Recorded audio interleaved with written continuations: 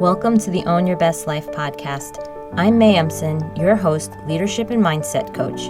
Here, we talk all things spiritual, mindset, business, leadership, and wellness for the modern seeker who wants to align their life with purpose and inspiration.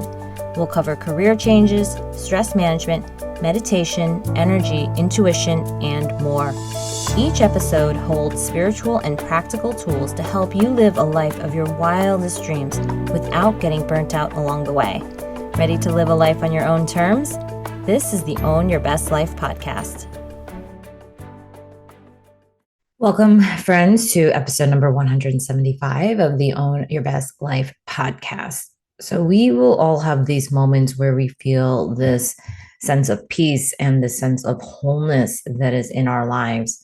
Yet sometimes they can feel very fleeting. They can feel really far in between. And the question becomes, how do we bring more moments of clarity, more moments of calmness, more moments of this feeling that all is well into our days? And this is through infusing more spirituality into our lives, our spiritual practices.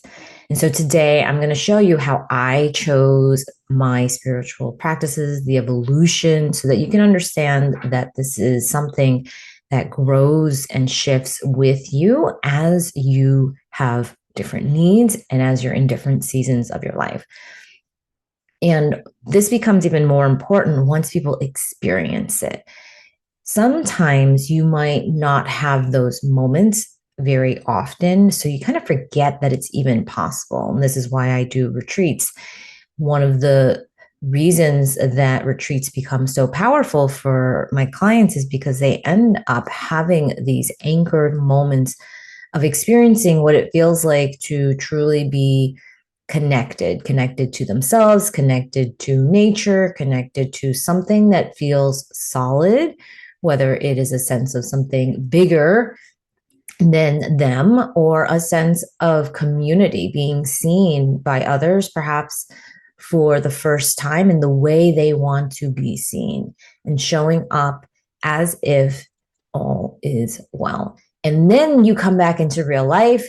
You come back into these moments where you have lots of people, lots of different situations that bring up different emotions or feelings. And suddenly you wonder, how can I get more of that moment that I had when I was on retreat back into my life?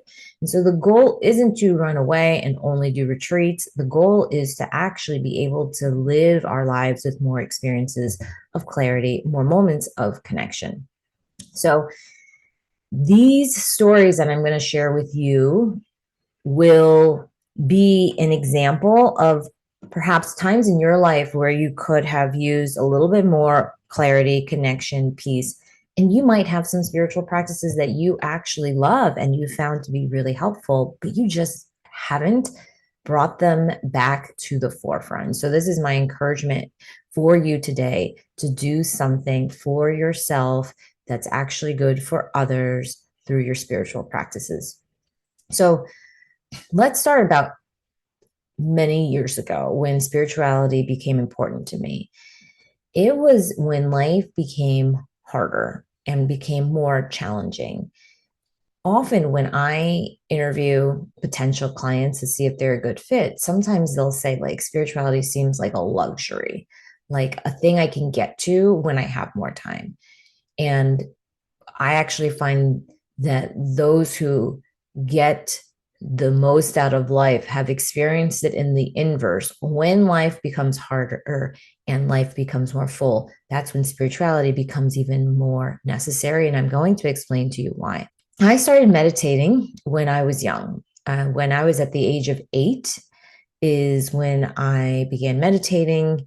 I experienced meditation at a Buddhist monastery, and I went there for about a week at a camp that, the grown-ups were doing their camp and the kids were doing their own version of their camp. I didn't fully comprehend what and why I meditated, but it felt good. It felt good to me. And as a child, it was mantras. It was things that I would recite during my meditation.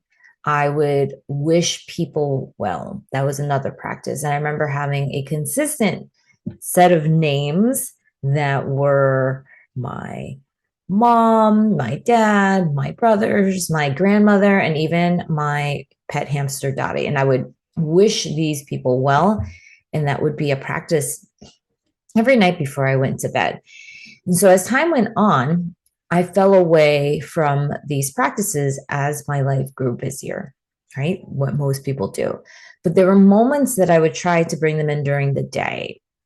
I was getting more and more filled with extracurriculars by my own choosing. Just so you know, my parents weren't pushing extracurriculars. I think if you saw the extracurriculars I was doing, there were things my parents were what is field hockey? What is lacrosse? What is a clarinet, right?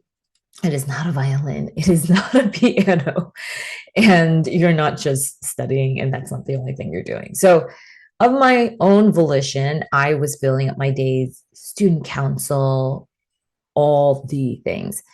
And I remember when I started doing sports, this was in middle school. Again, the first time that I could choose on my own because no one had to bring me anywhere. This is part of school, what I wanted to do with my time. So I chose sports. I was not great, just so you know, at the beginning. And I remember we would run around the field and do, this kind of drill to build endurance and stamina. You had to run a lot, right? When you're playing these field sports. And I would just recite these mantras throughout my run for any insects that I might have crushed on my run. And I know it's going to sound extreme. I'm aware that it seems that that's impossible. Your whole life, you're killing little things all day long. How could you just be reciting mantras? But that's what I was doing. So I want to give you that background for those of you who wonder, like, why do you seem like you have spirituality built in? Why does it feel like you've been practicing this for a while? And it's because I have. And it's not perfect, but it's been something that has come through a consistent and long period of time. If I had seen this again when I was a kid, dead animals or dying animals that were hit by cars on the road, I would also recite some mantras to wish them well. Again, you might have your own versions of these. And I would offer that you might be more spiritual than you even believe. You just never realized that you had these touchstones of peace, of wellness, of well being that you could actually rely on and go back to. And I also believed this is another spiritual practice that I didn't realize was a spiritual practice. I also believed that my thoughts and my intentions meant something and that they were important. I felt as if people could see right through me to my thoughts. Like, imagine everyone's thoughts was perfectly visible to everyone else. So, one of my spiritual practices, although I didn't see it at the time, was to try to think well of others, to have positive intentions behind my actions. And so, I would be very conscientious if I thought negatively about a person. I would be conscientious if my intentions were not very clean. Like I wanted something and I was greedy or I was jealous or comparing. And I'm not saying that those things didn't happen, but I was very attuned and heightened a sense of awareness that this was not very helpful, that mattered, and that I should try to see the more positive in humans and in people around me. And so for me, spirituality was really all about others. It was about being a kind person for other people. It was about cultivating a sense of compassion towards other people. And it wasn't really a practice that was about developing my own sense of inner peace. It wasn't about cultivating focus or concentration. I didn't know then the science behind mindfulness meditation and how it can actually train your brain to make better and faster decisions, to reduce stress, and to really be the antidote for the busyness in our lives and to cut through it like a hot knife through butter and find a sense of clarity suddenly and find the sense of knowing of what needs to happen. So I didn't see any of my spiritual practices as these performance enhancing tools. And if I did, I probably would have meditated more as my life became more and more achievement oriented. I would have seen more of the connection between spiritual work, purpose driven work, and the way I spend my time. I would have not seen them as so separate as society leads us to believe today. And I'm not talking about religion, I'm talking about a secular understanding of spirituality, which means that it's your own personal understanding of what's important to you. It can mean religion for some people, and many people have found it through religious practices. But spirituality is your own personal guiding force. What drives you? What do you find important? What gives you purpose? What do you think is your purpose, your mission, and what are you here for? And if you actually know those things, there is a movement that you are embodying, which is your own mission. And we have these in us, and we don't even realize that they're brewing and they're inside of us because we think that life is all about the stuff that we have, the things that we do, the money that we accumulate, and how much we can enjoy all of that. Yet, what creates that is your sense of what you value, what you find important. So, for me, this came as time went on. It wasn't until college that I needed meditation again, but it was in the form of wall staring. I know this is going to sound weird, but it's one of the best recovery practices for people who have so much on their plate that they feel overloaded. I was in the semester where I had this extraordinarily high load of classes. And I remember it was morning through evening. I was riding my bike through campus. It was just a constant, what felt like go, go, go. Not a ton of time in between, not a lot of space in my life at that moment to really just kind of do whatever I want whenever I want it. I had to have a pretty structured day in order to get everything done.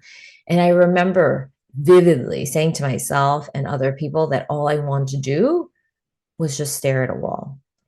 And when you start to feel that way, you realize that there is a lot of overload happening. It's not all bad, but there's an overload happening, and that's a recovery practice. So it's also a flow hack that helps decrease stimulation to your brain the same way that meditation can as well. So spiritual practice as a way to handle life came back during my summer internships in college.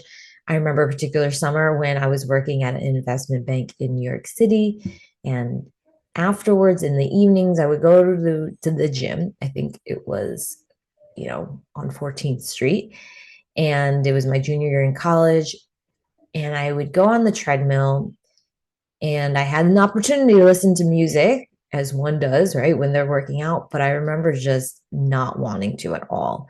I wouldn't put any music on. It was my form. I didn't realize it again at the time of like mindful movement, and it was a connection to a sense of being quiet. I remember saying to myself, I just need quiet. I wouldn't put any music on. It was because I was overstimulated during the workday. I had so many inputs coming into me, people saying, do this, right? Go, go, go. There wasn't as much of that quietness. So I needed time where I could actually feel that no outside noise was coming in. Even if there was ambient noise, there was no outside, like direct talking into my ears coming in. So that was another way that I started bringing back, and I started tapping into some of those movement based spiritual practices and the quiet based spiritual practices. Then, when my father died, the summer I graduated from business school, I came back to my meditation practices. I had finished my yoga teacher training certification, which was a spiritual pursuit and practice all on its own. Yet I needed and I craved the sense of peace when I felt that the grief, and I felt the waves of sadness that would strike me after a busy day at work where I was distracted all day. I was doing management consulting at McKinsey at the time, and it was extremely busy, a lot of things going on. But alone at night in my hotel room and all these different places, I would feel that grief. I would feel that sadness. I would feel more emotions than I expected. I felt this question about, why do I feel so much so deeply? And I was so surprised by how I felt. It was as if that cognitive understanding that you have, like, people die, we die, we're going to feel sad. This is all happening. I thought that would prepare me for death and the feelings that I felt. And it did in a way, but it didn't fully. And I don't know if it ever really could. And I think when you have the physical and embodied understanding of what it feels like to be in the final moments or to be with someone in their final moments, that is something that is a very different level of understanding of death, or an understanding of what that experience actually is like. And so when I was meditating, I was doing it as a way to understand and to be at peace with what I thought I was at peace with, which was death. And so meditation is actually a way to prepare for death, a way for you to prepare for those final moments. When you're at a place of transitioning from being alive in the body to no longer being alive, it can actually be pretty difficult to handle the thought of no longer being with your loved ones, of no longer being in this life. You think about all the things that are changing, and meditation practices can actually help you practice stilling all of those thoughts and noticing the feelings, and allowing that mind and that body to become less detached from the experience, and noticing yourself experiencing yourself, right? To become more of an observer. And when I think now about spiritual practices, I think of them as these anchor points throughout the day where I can become more of an observer. And I am then able to ask myself, okay, when I do that, that sense of clarity, peace, wholeness comes about. The reasons why we want most of the tangible things in our life is to feel clarity, peace, stability, joy, all of those things. So I'm going to go there first. I'm going to go to the root first and build upon that for the outside world that I need to also live in. And so I began asking myself, how do I bring more spirituality into my day? And when you only think about meditation, it feels like, well, I can't meditate all day long, which is true. We live in a world where we have a lot of demands of families, of work, of just outside life. And it's actually good to be in life too. We don't want to just be on a meditation cushion or just sitting still or being a hermit alone away from everyone all day long. So what I started doing was bringing in a few more anchor points. So for example, I meditate in the morning, and sometimes I'll also meditate in the evening before I go to bed. I practice mindfulness meditation, but I've also practiced Kundalini, loving kindness, mantra, chakra meditations, guided, non-guided meditations too. And whether it's to heal my body or to still my mind or to solve problems or create more goodwill towards other people, when I have spiritual practices, they remind me that there is a world beyond me that I can tap into. I become more resourceful instead of feeling resourceless.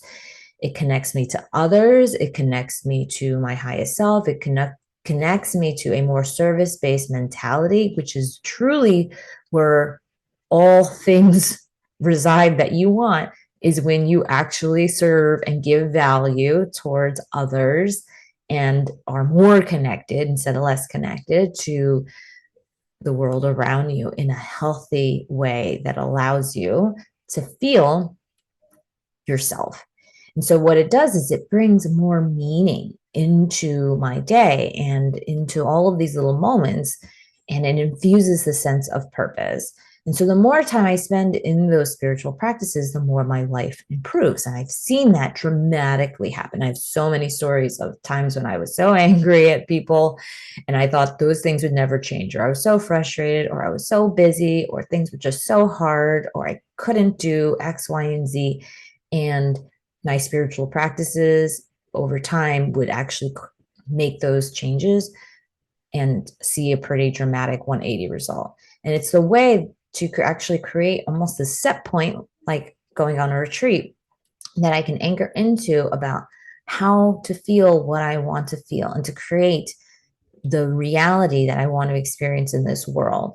So that when those harder and busier moments come, my spiritual muscles are strong, that muscle memory is running and it takes over. And so I don't have to leave my life to be spiritual. Spirituality is everywhere because it just means that we're living with more intention and purpose. And so when you start to think about your own spiritual practices that you want to integrate into your day, you want to consider a few things. First is identifying your own priorities. You want to know what matters to you right now in this season of your life. And you want to spend time reflecting on those goals, the spiritual goals that you have, to determine what practices would help you. So if you haven't had any spiritual goals, or you aren't sure what spiritual goals are, just think of them as ways for you to remember what's important to you throughout your days, your weeks, your months, your years, right? Or your life. So if my first spiritual goal was to be kind to other people, to notice my thoughts, then it became meditation, practices, spending time purposefully focused on that and wishing others well. It included retreats. That was a spiritual practice and a spiritual goal. It became studying with spiritual teachers. It was to develop my own knowledge of spirituality and what it meant to me. Yoga teacher certifications, researching spirituality in the workplace, which was what I did when I did my coaching certification at Columbia.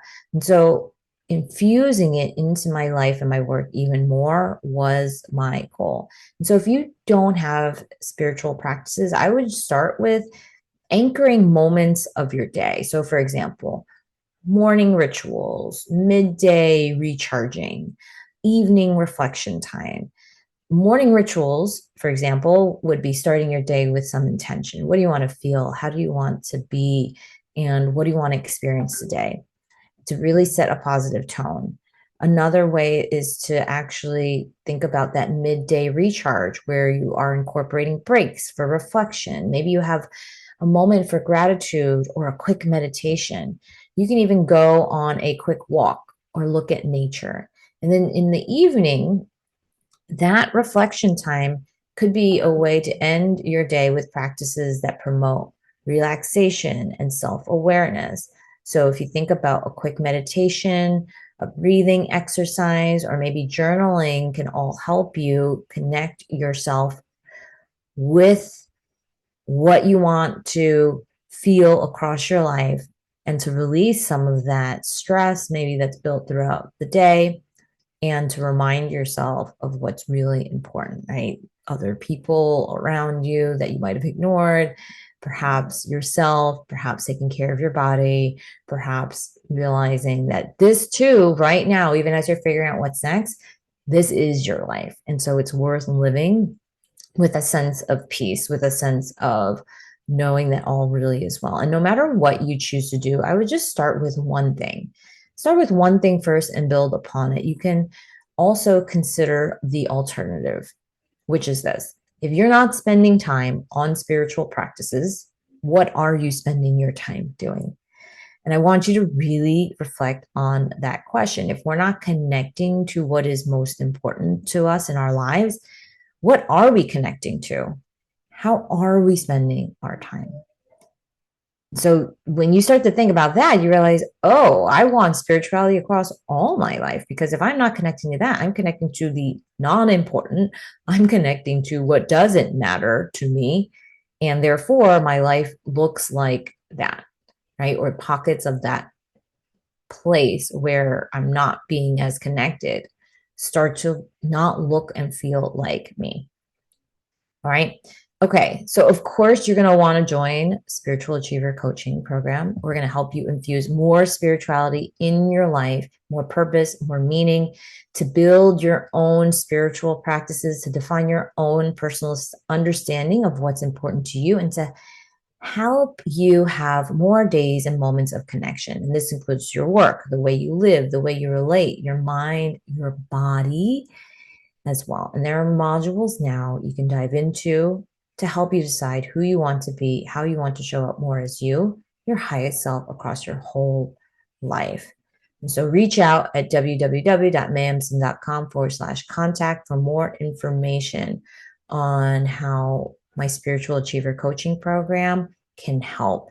You're going to figure out what's next. You're going to bring back a sense of spirituality into your life. You're going to reconnect to your own wisdom and become even more and more you. And you're going to actually go and do and live all of the life that you want to live. All right, my friends, I love you. I hope you have an amazing rest of your day, and I will talk to you next time. Thanks so much for joining us this week on Own Your Best Life. Make sure to subscribe to the show on iTunes or wherever you listen to podcasts so that you'll never miss a show. And while you're at it, can you please rate and review on iTunes? I would so appreciate it. Share it with a friend, take a screenshot of it, and tag @MayEmson. This helps continue to get the word out. For more show notes and resources, check out www.mayemson.com. You'll have all the links to everything you heard here today. Thanks so much for listening. It's time to own your best life.